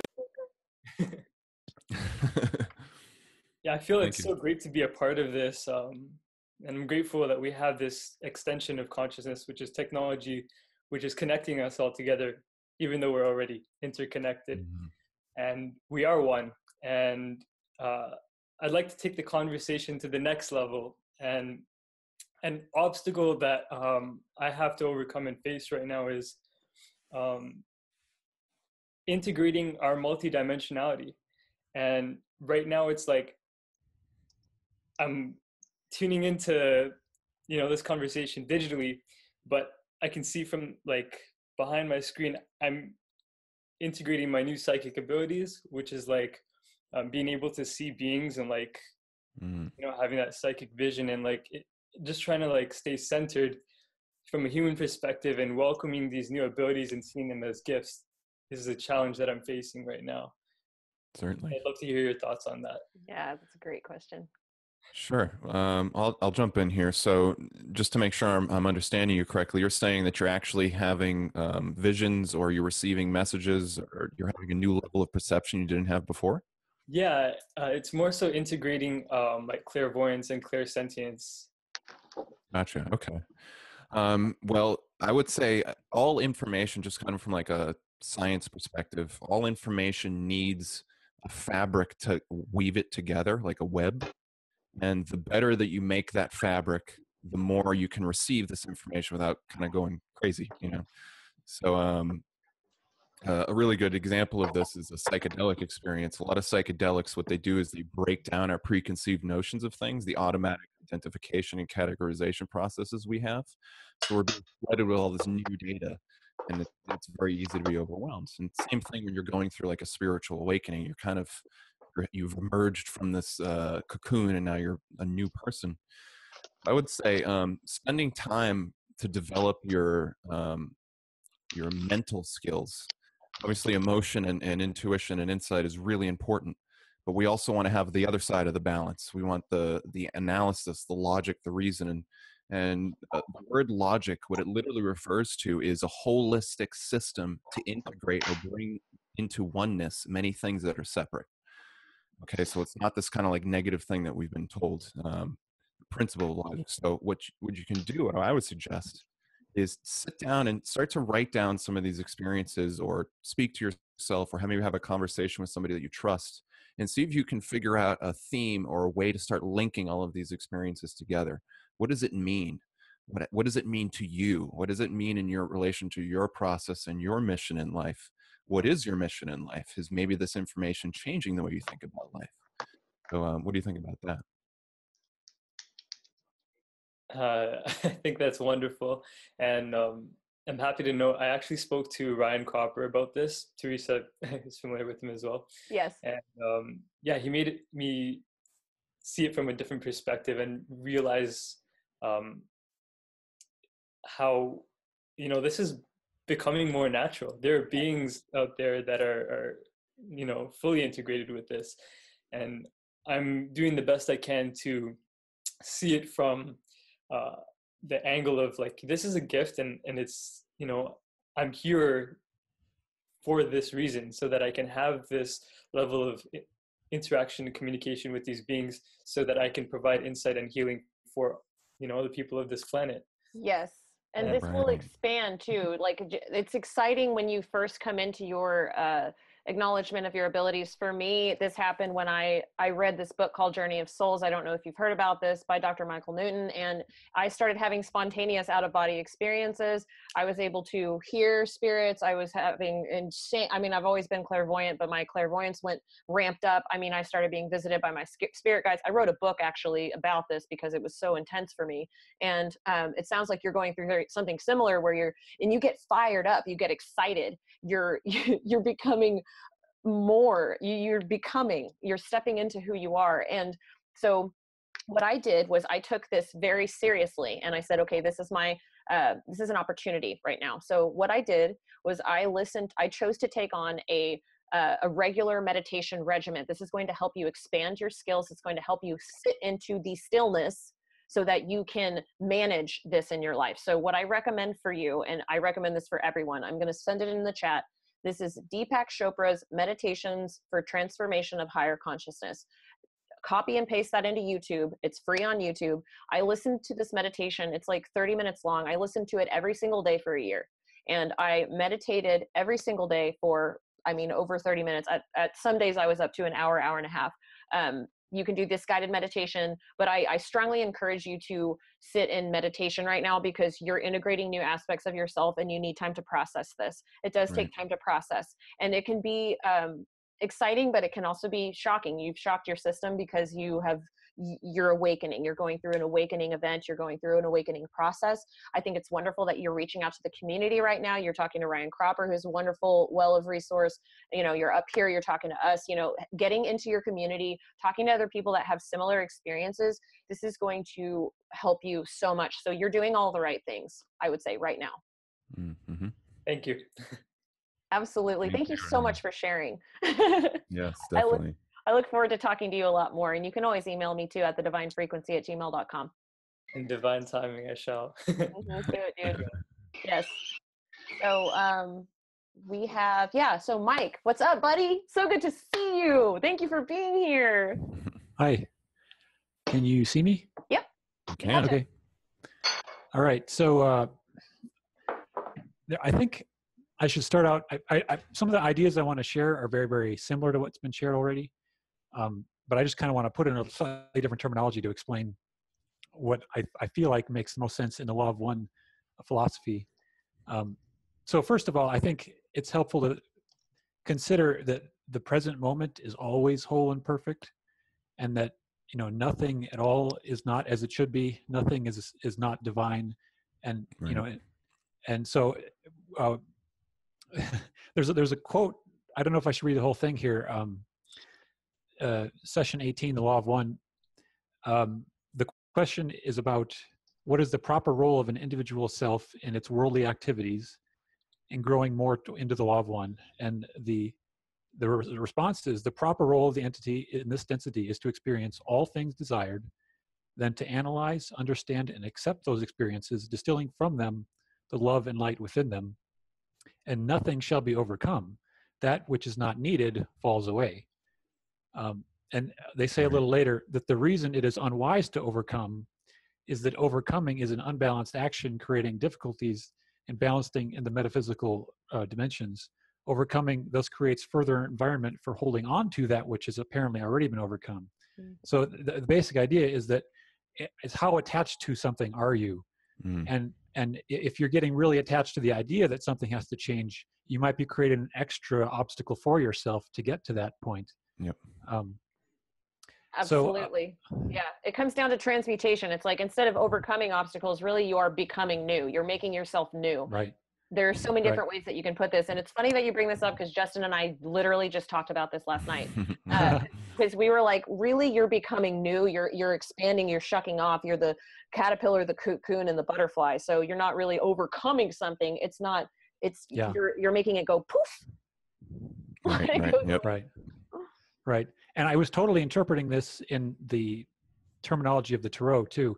As you were going through the 3 steps, I was interpreting that as each of the different tarot cards going forward. And that's why I said significate in the first part, because obviously you start with catalyst, you get to experience, and then the next card up is the significator. You're trying to find the significance in your experience, which in our explanation now would be saying that something needs to change. Something's got to change. But the next step, they say, with the significators, what you do is you pair that with the choice. So you have to find a choice that you feel is significant. And of course, generally they say that the most important choice is the choice to love, serve others or serve yourself, to choose love. And then once you make the choice, that comes to the card, which is called transformation. And what you said was step 3 was overcoming, which in some way is, inner overcoming of what you were before to something new. But it's the transformation that's the end goal, I would say, more so than the thing that might happen as a result of the transformation. Right. There are many, many examples in my life where I felt like I was like really trying to get somewhere to something. And then as soon as I get there, it's like my whole world changes and I'm going for something new. Everything else just fell away because the lessons were learned. And now I have a whole new set of lessons. It's like the entire universe is just about the lessons. And the thing that seems like was the goal was just a carrot on the end of the stick that really didn't mean anything compared to the process of getting somewhere to go where you're going. Exactly. And that's when I was talking about changing your story, changing the narrative, that's precisely what I was getting at, is when you change your perspective, when you find something that is significant, to use the law of one term, and then you identify that and name that, and then imbue it with consciousness energy, you literally change your perspective. And from a psychological perspective, the whole world that we're perceiving right now is actually a creation of our subconscious through these biological mechanisms that can be influenced by our outlooks, our values, our worldviews, the story we tell ourselves. So spending time to, first of all, identify the story you tell yourself and then rework that story using various techniques and processes, it can shift your consciousness, and then it can allow you to see either new challenges that weren't there before, or see that you've overinflated these challenges that you thought were really horrible, but are actually very minor and easily accomplished. Right. Yeah. So a couple more quotes I could share. There's a quote on how basically the desire to serve is actually more important than the achievement of service. And it's the same type of thing where we're just working on ourselves. They say that the variance between the attempt and the goal to be of service is never noted and may be considered unimportant in the magical sense, where when we're actually working on manifesting a new world, it's the attempt, and it's that identifies us as being in that mode of love and service, and that's what actually creates the change, more so than the action. Right. And another quote I was going to share that I shared in my last presentation, it relates to the up-leveling of our interpretations, and the way we view things can become more and more in alignment to protect us from well, let me give the quote. To the pure, all that is encountered speaks of the love and the light of the one infinite creator. The cruelest blow is seen with an ambiance of challenges offered and opportunities to come. And this was in this discussion of the Tarot archetype for the experience of the mind. So everything that we're going through can be seen increasingly in terms of a positive light, and that positivity about our future, about what we're experiencing, helps transform our actual end results. Right. Exactly. Yep. Yeah. Really important. Awesome. Thank you so much, Mike. Can you do us a favor? You are a wellspring of knowledge, and you have some really cool things going on. And I think that this would be an amazing opportunity to let you kind of speak for a second on the project that you're doing as far as getting the community involved. I mean, that's what this is a community space for. So I would love to kind of turn it over to you for a second to share. Sure. Well, basically, I started a meetup group in Colorado Springs back in 2015 called ET Disclosure and Contact. And that's kind of how I got involved in a lot of new projects. And that's still one of the main things I'm recommending people do in their local communities, because meetup.com is a really great resource at drawing in curious people who are kind of like a little bit interested in finding people like them, but they don't really know where to do it or how to do it. Meetup.com is the best website. You just create a group. You don't even have to create an event to start with. Create a group and then see how many people you attract. And if you can use my meetup page, ET Disclosure and Contact, as inspiration. I also created a website, disclosurecolorado.com. You can use that to understand how we were like trying to create a local group that could be integrated into the larger Full Disclosure Project vision. And that's kind of a vision that's still evolving, but we definitely want to give more tools and inspiration for people. So also on my website, Disclosure Colorado, I created images that you can use, DVD images, to burn DVDs, hand those out to friends and family and curious people. And that's one way also of waking people up around you to kind of the bigger picture more quickly than you could. So just trying to teach them directly. Of course, you can give them YouTube links and things like that, but like a meetup group, sometimes it's like a lot of older people. So I like to give out a lot of DVDs if they're not really so into watching a lot of stuff on their computer. Right. If you get no interest in your group, just hold on and just see if you can get anybody to join your meetup group, which usually there's going to be like a dozen people within a week, almost no matter where you are. But you can also just visit other meetup groups and start bringing up topics. Look what meetup groups are around and figure out what those people might be interested in, and then just see who's ready to take the next step. Hey, are you interested in the topic of this or that, whatever you want to have your meetup groups about? And that's a great way of building your network in your community, and then together we can do a lot more when we're networked like that. Awesome. Thank you so much, Mike. You're so cool. Thank you for being here. Thank you for, yeah. And I'm so thanks for sharing. Yeah. And I'm so glad you brought up the tarot too, because this whole time, like Justin and I were putting this presentation together, and I kept like, Justin can tell you, I kept getting really distracted and smiling because I'm like, God, I'm seeing so much here that I could just be like throwing in. So thank you for having my back on that and seeing that too. Great. So, is there somebody else after that, or? Yep, that's it. We are good. We have had a great, does anybody else have anything they want to throw in last minute? I thought also something that we could do really quickly. I know that so many of us here have personal projects that we're doing, and a few of us got to share. I know Nicole kind of threw some stuff in, Mike did, whatever. What I'd like you to do right now in the chat, if you have a personal project that you're working on, whatever this is, please use this moment to share it right now, because this is going to be useful for everybody. They can go through and they can go, oh, I want to look at this and I want to look at that. So throw it in the chat, and then people take your screenshots. And then, I mean, I think that's probably the best way. Take a screenshot or something. Yeah, well, they can save the chat too. So if at the end of this webinar, before the meeting actually ends, if you click on the little drop down next to the chat that says more, you can actually save the chat, and you'll have access to everything that was mentioned here. That's awesome. So everybody can do that. It's not just something that I have as like, yes. That's awesome, man. Zoom is cool. So Jimmy, what do you think? Jimmy's like checking out Zoom. Like this is his first time doing Zoom. So. All right on. Well, hold on. I'm busy. I'm busy clicking around Zoom and checking it out. It's funny that I finally got it off of full screen. I've got everything up and organized. And now it's over. I've got the chat over on another screen. Yeah, Zoom is amazing. Also, I don't know if everybody noticed, but when you signed on, you had the options to record. So, you know, right now everything is recording in its own file. So that is something that is great, because I have to, man, I don't want to waste time doing this, but I have other programs that record, right? You know what I mean? And you've got to get those and get it all configured. This does everything. I'm digging the Zoom, man. I'm digging the Zoom. I went in down to Rita's studio a few minutes ago, and I walked in and I said, this has been amazing, hasn't it? You know what her answer was? What? Shh. Right?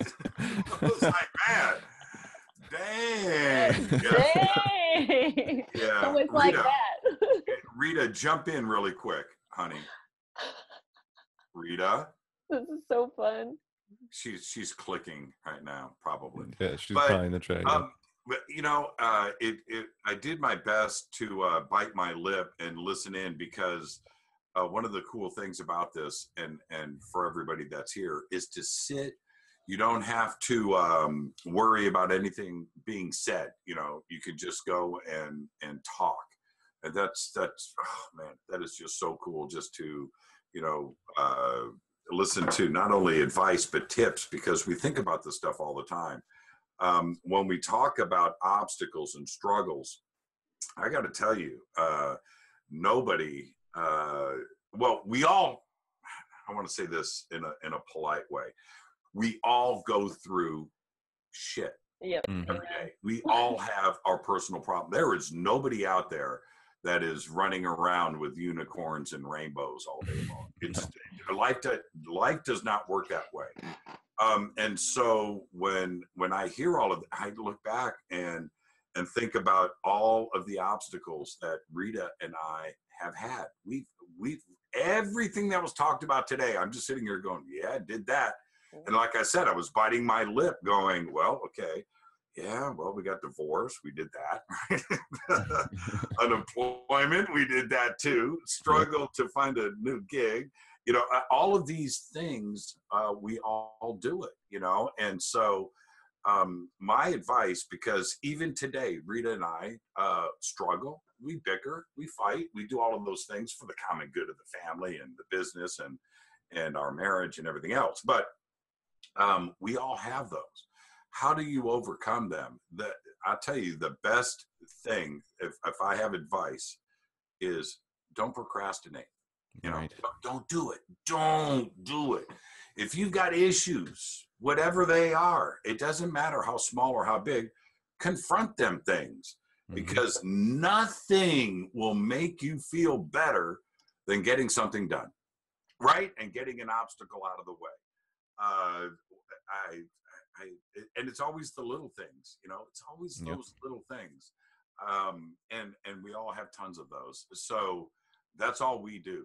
We knock things out of the way. Rita and I, that's all we're doing. And sometimes we put things off. I'm guilty of it too, but nothing feels better, right? When you get something done and you know you've got a checklist, man. You've got a checklist. Why leave it there?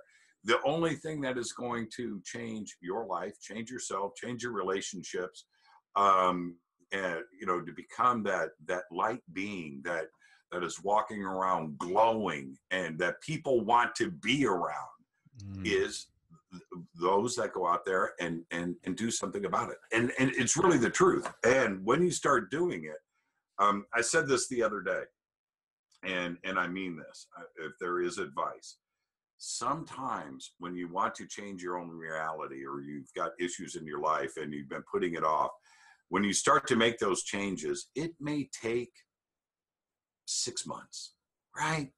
And it's all those, Justin, you said it so well when you said baby steps, right? Baby steps, baby steps.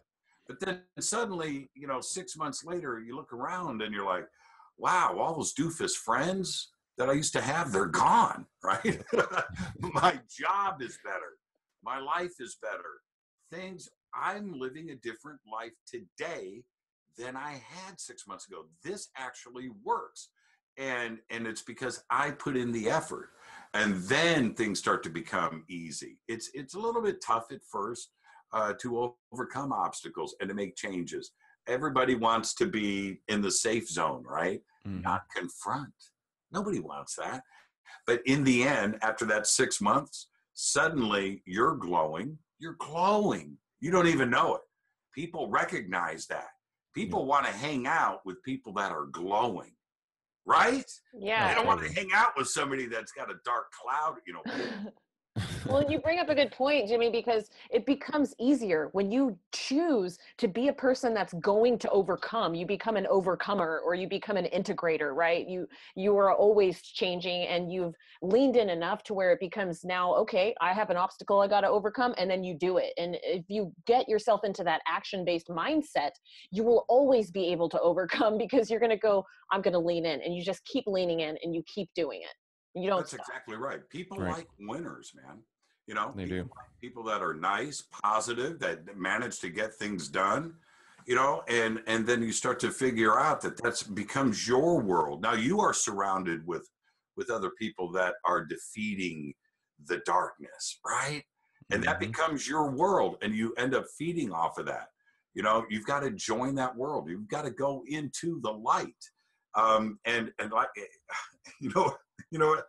This is what I used to say to my daughters. I don't have to say it as much anymore, but I used to say to them when they were 1, 2, 3, 4, 5, 6, 7 years old, and you can ask them if you ever get a chance.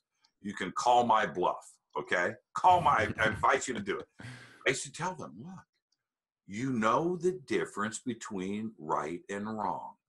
Mm-hmm. You know that you have a decision to make, and you know that you want to do the wrong thing because that's easy, right? That's easy. Exactly. Bad grades are easy. Hanging out with the wrong crowd is easy, Mm-hmm. right? Doing the wrong thing, that's the easy path in life. You know what's hard work, girls? You know, as I'm talking to my daughter, the right thing, good grades, being cool, being nice, all of that stuff, getting to school on time, not being tardy, all of those things, that's hard, right? Doing the right thing is hard. And sometimes we get stuck in that complacency thing where, you know, just doing the wrong thing and not confronting obstacles or changing your life or your job or your friends, you know, maybe your parents, you need to divorce them. I don't know. But doing the right thing is hard. It's hard work. But once you get into that habit of doing it with those baby steps, and it is baby steps, I'm telling you, after about 6 months of it, Rita and I we've gone through that phase many times. Mm-hmm. And I am able to look back now. I'll never go public with some of the darkness that Rita and I went through, because it's the real darkness, you know, it's real hard. And for us, how we got to where we are today is 1,000 baby steps in a row, just 1,000 baby steps. But now we are able to sit here in 2017 and go, holy crap. Look how far we've come. Yeah. It's rewarding. And there's no gifts, right? There's no. Everything that we did, we rolled up our sleeves. And that goes for, I'm not talking about the radio. I'm not talking about television or things. I'm not talking about any of that.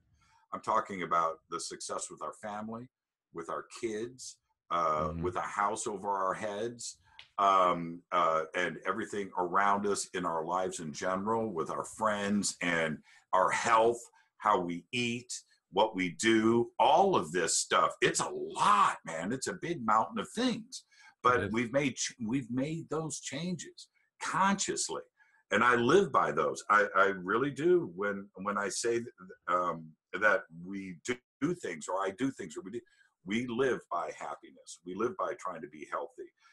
We live with no negativity. When I say friends and family, that's all we do all weekend long. We work all week so we can go hang out with our family and friends and bring that joy into our lives. When we got our house, one of our goals with our house, because we were literally living in some, you know, really strange situations, our homes. And we had a string of those. But anyway, when we finally got to the point, you know, 8 years ago, when we bought our house, we didn't buy our house for Rita and I. We did not. We went out and we bought a house that we could bring our family over, cook, have get-togethers. We made sure we had a backyard. The first thing we did with our house was we got a doggy door for the back door for our dogs. We bought the house for everybody else but us. I'm serious. You know, and I'm not kidding about this. This is how we live our life. And well, that's, you know, what you do. It's baby steps. Exactly. And I think it's interesting because one of the things that came to mind as you were describing this is that kind of the reward to building the meta skill of facing your shit and accepting the obstacles that you have to overcome as you build the skill of overcoming obstacles. And what that does is, what I like to think of is it builds the rewards in heaven, so to speak, instead of building them in the material realm. So for example, I could give you a chocolate and you're going to feel good about that chocolate for about 5 minutes. And then afterwards, you're going to forget about it. It's not even going to be there anymore. But if you work really hard at overcoming something and change your character as a result, that gift is going to keep on giving and giving and giving and giving. It's the thing that is so wonderful about that attitude is once you live it, right? The negativity that is out there, you wash it off. Mm-hmm. You know, you stop paying attention to it. I can't believe that I used to listen to negative people. God, I just can't. I can't Oh, even yeah. Can you believe I used believe to it? have that in my life, right? And when somebody out there, and there's a lot of it that goes on, when somebody attacks Rita and I personally, my response is immediate and it's very fresh. It's coming from somebody that has never met us in person, has never hung out with us, has never broken bread with us. And if anybody out there that doesn't believe we are who we say we are, or that we live this life, if they came over and spent 24 hours, you know, Saturday morning to Sunday morning, right? 24 hours in our life, they would find out that very quickly that we are exactly who we say we are. It's, you know, all we do is hang out with our family, our friends, our dogs. We book guests. We do a little bit of writing, creativity, a little research, a little studying. As far as I know, we have no satanic circles. The CIA's not hanging out at the house, right? Yeah. I don't have a Men in Black uniform in the closet. Oh, right? don't lie. Don't lie. Yeah, I know, right? And that is the success. You know, that's everything. That is how it's pulled out. Wow, you just went full screen. We did. Oh, that was cool. Hold on, let me move my chat. You were covered with the chat. All right, so again, thank you for that. One day, Rita and I will reveal all in a book. Oh, that will be quite the story right there. Oh man! All right, listen. Just thank you guys. Thank you, everybody. Is Mike like the smartest dude in the room? I know. He very well could be. It intimidates me, man. I'm at the conference. He comes up and he goes, "Man, you didn't even know what I was going to talk about." and I'm like, "Man, Mike, you're intimidating me right now, man. I need to walk away." Freaking me out. Look, he's laughing. Mike, nod your head. Did you say those exact words to me? Yeah, I didn't know if you knew anything about me, so I didn't know how you can ask me anything. But I did pull it off, though, didn't I? Yeah, that was great. Yeah, all right. Hey, listen, everybody, thank you for letting Rita and I hang out. And believe it or not, I know you guys are going to laugh, but we have a bunch of work to do. We've got to go. What?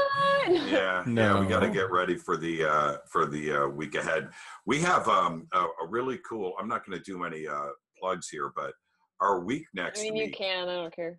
No, it's just that it's Halloween, right? So we get to do all that crazy stuff. You know. No consciousness, no UFOs, no JFK, no world conspiracies. We get to do beheadings, ghosts, and horror stories, you know, for 3 days. We're doing Jack the Ripper.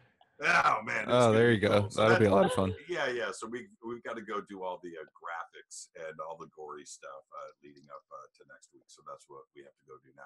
Thank you so much. I'm going to plug out. Thank you, guys. All right, man. Thanks for coming. Thank you, everybody, for coming. It was really a wonderful opportunity. When Teresa and I were talking about putting this together, we really wanted to build a community feel because we knew. You know, it wasn't just about us. It was about all of us coming together, sharing that wisdom, building that community. And, you know, we're going to do all sorts of amazing things with this energy. So thank you for participating. I really appreciate it. Absolutely. Jimmy, you got anything left for us? You look like you're about to say something. Okay. You know, I just want to say thank you. It was just wonderful, man. I would just sat here and just absorbed and listened, and it was just so much fun. And what a better way to spend a Friday. So that's awesome. Thank you so much for coming, Jimmy. Thank you, Rita. And we will be doing a lot more of this. So I saw in the chat people were saying, "Hey, I would do this every week. This is so fun." Just so you guys know, that's kind of where we're headed with this. Like, I really want to be hosting a lot more of these, and I think. Bye, sweetie. Thank you for being here, Jimmy. I was talking about Fridays. I think Fridays are a good time to do these things, and I'd love to hear your feedback on that. If there are better days, I think Friday nights are awesome because everybody gets off of like a long week of work, and then these are kind of like fun times to just, you know, drink a beer or whatever you're drinking and just hang out and have some good conversation. So open to feedback. Please email me at thedivinefrequency@gmail.com. And also, if you guys are looking for some coaching after this, if you have obstacles you're overcoming, or if you just had a really good time chatting with Justin and I, we are announcing that we are actually going to be doing coaching sessions with people. So if you're interested in a coaching session with Justin and I together, send me an email at thedivinefrequency@gmail.com, and we can give you more information about that. And I think that's all I had. Oh, also, I wanted to let you know that on Halloween at 11 in the morning Central Standard Time on Facebook, I'm going to be doing live tarot readings. So come hang out with me over there. I'm going to be on for about 30 minutes. So if you have time on Halloween, come kick it with me there. And then Justin, if you have anything you want to plug as far as Stillness in the Storm or anything that you're working on or that you have coming up. I'll just echo what you said a moment ago, which is that this is the direction we're going to be moving Stillness in the Storm to. It's a new feature.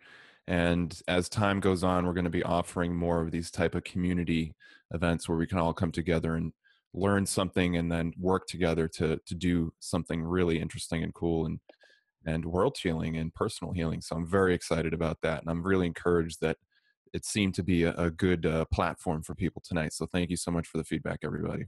Yes, thank you for the feedback. And thank you, Justin, for spending your birthday with us. Happy birthday again. And y'all are awesome.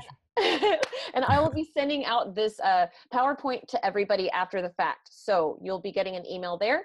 And if you have any questions or have any ideas, please feel free to email us. And again, my email is thedivinefrequency@gmail.com. I hope y'all have a wonderful night and have a great weekend.